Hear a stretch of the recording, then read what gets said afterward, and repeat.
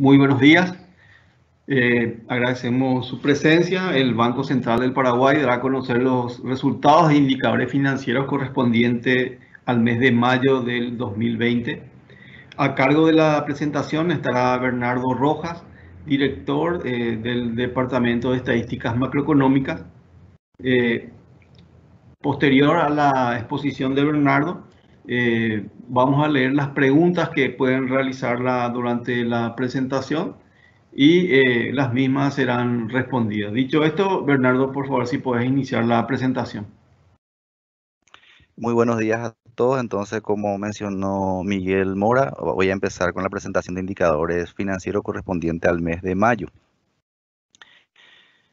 En este sentido, como siempre, nuestro informe cubre tópicos de tasa de interés, operaciones de las bolsas, indicadores, la parte de créditos y depósitos, y también tenemos unas conclusiones.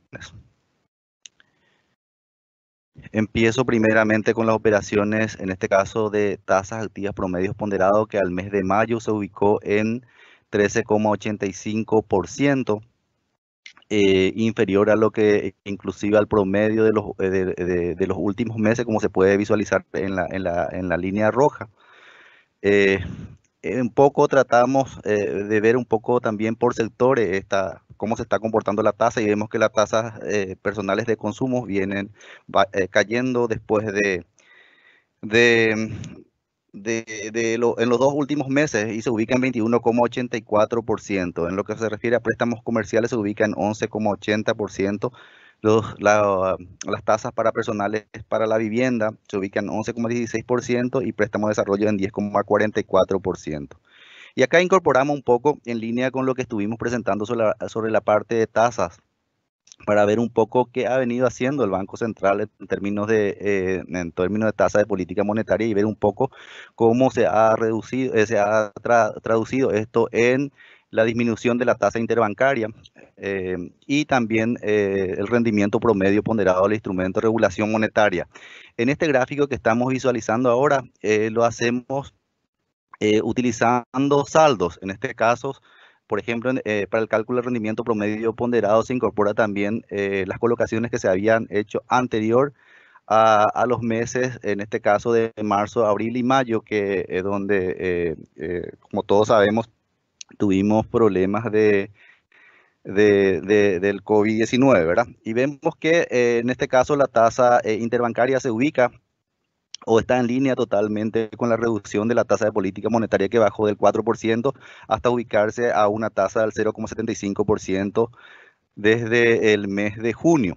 Vemos que la tasa interbancaria incluso en los últimos días se ubicó en 0%, pero el rendimiento promedio ponderado se ubica en 4,37%. Reitero, esto es considerando saldos, o sea, todas las colocaciones hechas durante, en este caso, las crisis registrada a partir de marzo y también anterior a eso. Pero si consideramos solamente los flujos, vemos que también el rendimiento promedio en este caso está en línea con la tasa de política monetaria. En este caso se ubica en 0,80%. En cuanto a las tasas pasivas promedio ponderado de moneda nacional, en el mes de mayo se ubicó en 3,97%, también inferior con respecto a la media, que se ubicó en 4,20% de los últimos 12 meses. En cuanto a la tasa en este caso por tipo de depósito, CDA se ubicó en 7,16% moneda nacional, plazo en 7,36% y depósito a la vista en 0,96%. En cuanto al rendimiento de CDA de moneda nacional en banco, tuvo una disminución con respecto al mismo periodo del año 2019 en 1,29 puntos porcentuales. Se observan reducciones para todos los plazos. En este caso, para el plazo entre 0 y 180 días, bajó de 3,93 a 2,78. Para plazo entre 180 y menor o igual a 365 días, bajó de 5,66 a 4,28%, y para plazo superior a 365 días se redujo del 8,36% a 7,48%. En cuanto a la tasa activa promedio ponderado en moneda extranjera, se ubicó en el mes de mayo en 8,70%, superior a la media de 8,13% de los últimos 12 meses. En cuanto a personales de consumo, la tasa se ubicó en 10%, seguimos, en este caso en moneda extranjera, para préstamos comerciales se ubicó en 8,52%, personales para la vivienda en torno al 8% y préstamos para el desarrollo en 8,80%. Las tasas pasivos, en este caso promedio ponderado de moneda extranjera, se ubicó en 2,50%, también inferior con respecto al promedio que fue de 2,61%. También desglosando por tipos de depósitos, CDA se ubicó en 4,31%, depósitos a plazo en 4,35% y depósitos a la vista en 0,36%. En cuanto al rendimiento de CDA, también se observa una reducción en el promedio con respecto a lo que se había observado en mayo de 2019, pero a diferencia del caso de moneda nacional, donde se observó reducciones para todos los plazos, en el caso de moneda extranjera, un pequeño aumento para plazos entre 180 y 365 días, no así para plazos mayores a 365 días y para plazos hasta 180 días.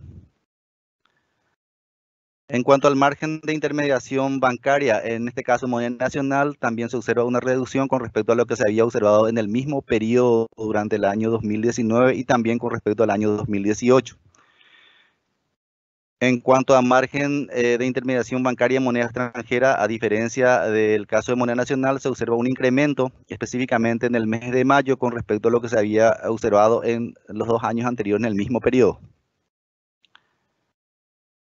En cuanto a las tasas activas por bancos, promedio ponderado anual, como siempre resaltamos algunas tasas que son las más altas para cada segmento de préstamo. En el caso de préstamo comercial menor a un año, se observa que Interfisa está ofreciendo la tasa más alta, en este caso de 15,82%.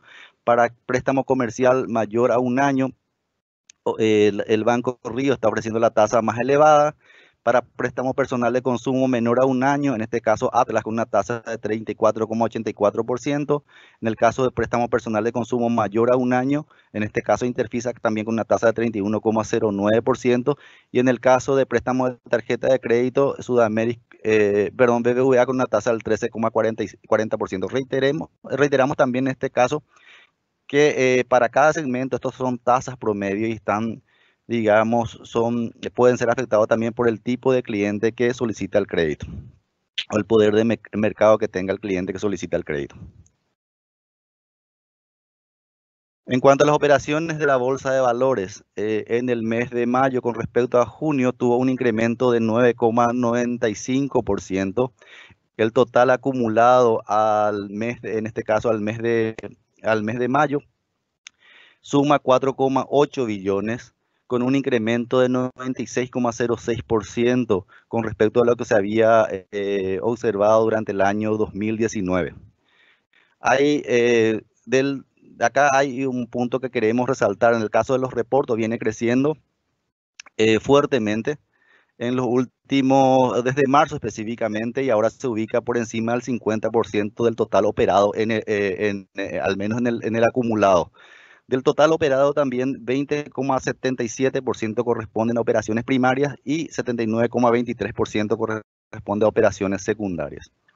¿Qué porcentaje representan las transacciones en la bolsa de valores con respecto al crédito total? Y al mes de mayo, de los últimos 12 meses, si computamos con respecto al stock de crédito, representa el 9,31% y viene también creciendo como ya habíamos mencionado. Y sobre todo en los últimos 2 años viene creciendo a una tasa bastante acelerada. En cuanto a profundización del sistema financiero, los depósitos representan sobre el PIB el 47,3%, el crédito representa el 41,1% del PIB.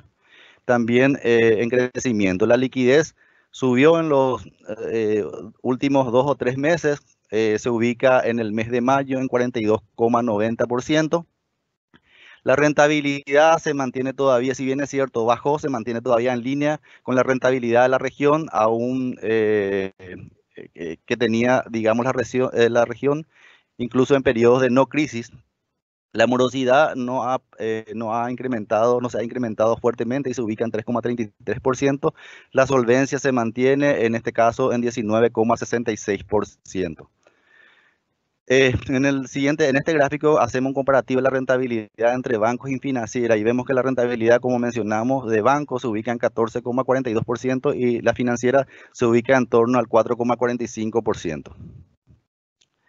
En cuanto a la tasa de morosidad, En este caso, por sectores, resaltamos algunos sectores que tienen tasas más altas de morosidad, como comercio al por menor, que también está relacionado un poco al riesgo para ese tipo de actividades. Consumos también tiene una tasa del 5,22%, pero si uno mira cuánto era la tasa de morosidad en mayo del 2019, vemos que esta se redujo incluso. La mayoría de los otros sectores tienen tasa de morosidad en torno al promedio del 3,33% que se ha registrado para el mes. En cuanto a la cartera renovada, refinanciada, reestructurada, la renovada se ubica en 13,03%, la reestructurada en 2,39% y refinanciada en 0,50%. Y acá incorporamos un desglose mayor, digamos, en este caso de la cartera. Tenemos la participación de la cartera 3R, renovada, refinanciada, reestructurada. Ahí le añadimos las vencidas y también las medidas transitorias de liquidez y las medidas excepcionales, y vemos que sumadas todas estas está en torno al 30%. 10,25% son las medidas excepcionales que se implementó o se empezó a observar a partir del mes de abril. En cuanto a la morosidad del sistema bancario por bancos, por tipo de bancos, vemos que la mayoría de los bancos tienen tasa de morosidad acorde con el promedio que se está observando, salvo algunos bancos que trabajan fuertemente en el segmento de créditos al consumo y créditos personales. En cuanto a crédito y depósito, vemos que los depósitos totales en este caso está creciendo en 13,5% sin efecto cambiario y con efecto cambiario en 15,9%. Moneda nacional crece a una tasa del 17,7% y en moneda extranjera crece a una tasa de 7,6%. En cuanto a los créditos, el total en este caso crece en 2,8% sin efecto cambiario y con efecto cambiario crece en 4,3%. En moneda nacional viene creciendo a una tasa del 8%. Venía desacelerándose desde mayo del año 2019 la tasa de crecimiento, pero en este mes en particular hubo una reversión de la desaceleración que esperamos se mantenga. En el caso de la aplicación en moneda extranjera viene todavía cayendo. En este caso, en el mes de mayo cerró con una caída interanual del 5,6%. Vemos también fondeo en este caso y depósitos y créditos, en este caso, desestacionalizado, o sea, variaciones mensuales desestacionalizadas, y vemos que depósitos aún así, excluyendo el componente estacional, crecen 4,6%. Los depósitos de moneda extranjera también, excluyendo el componente estacional, crecen 0,6%. Crédito de moneda nacional, también excluido el componente estacional, crece en 1,2% mensual, y crédito de moneda extranjera también desestacionalizado cae en 1%. En cuanto a la participación por tipo de fondeo, vemos que el 85% sigue siendo depósitos, 8,3% préstamos del exterior y préstamos locales 3,6% entre los más importantes. En cuanto a créditos de banco en moneda nacional por sectores, vemos que el que tiene mayor peso, en este caso en moneda nacional, corresponde a consumo con un peso aproximado del 23% del total. Le sigue en orden de importancia comercio al por mayor. Entre los sectores menos importantes desde el punto de vista de créditos conseguidos en moneda nacional están los créditos que se da entre sí el sistema financiero, agribusiness, servicios personales, construcción, etc. En cuanto a crédito de banco en moneda extranjera por sector, en este caso la agricultura es la que tiene mayor participación, cercano al 30%. Le sigue también, al igual que en el caso de moneda nacional, comercio al por mayor, que tiene un peso aproximado del 15%. Y los sectores que menos se endeuda en dólares sería vivienda, también el sistema financiero, entre ellos se dan muy pocos créditos en moneda extranjera, servicios personales, familia y construcción. En cuanto a crédito total por bancos, vemos que tuvo un incremento con respecto a mayo del 2019 de 5,38%. Crédito de bancos por sectores en moneda local, la mayoría de los sectores tuvieron incrementos, salvo el caso de agricultura que tuvo una caída con respecto a mayo del 2019 del 6,76%. En créditos de bancos por sectores de monedas extranjeras, tuvo una caída de 3,97% con respecto a mayo del año 2019. La mayoría de los sectores de moneda extranjera, como se ha podido observar en el global, vienen experimentando caídas con respecto a lo que se había observado en mayo del año 2019. Acá también incorporamos unos gráficos del FOGAP y vemos que el total destinado bajo este fondo suma 178 millones al 1 de julio y viene y va evolucionando conforme a lo que uno esperaría que ocurra con este fondo, cubriendo un poco las necesidades que tiene los MIPYMES, perdón. En el caso de la cantidad de garantías concedidas está en el orden del 8.800 y también desglosado por instituciones que están concediendo el crédito. Se destaca lo de BNF con un peso del 31%, Comencipar con un peso de 15%, Familiar con un peso de 14%, Itaú 6%, Continental 5% y otros con un peso acumulado del 29%. En cuanto a las tarjetas de crédito, la variación acumulada en este caso con respecto a septiembre del 2015 sigue siendo negativo, 3,86% por debajo de lo que se había observado en aquel periodo cuando se implementó la ley. Y la variación interanual muestra un crecimiento, en este caso del 0,82%. En cuanto a tasas comparadas de tarjeta de créditos, vemos que en el caso de Paraguay, la parte de tarjeta de crédito está muy por debajo de lo que muestran los otros países, en este caso Chile y Perú.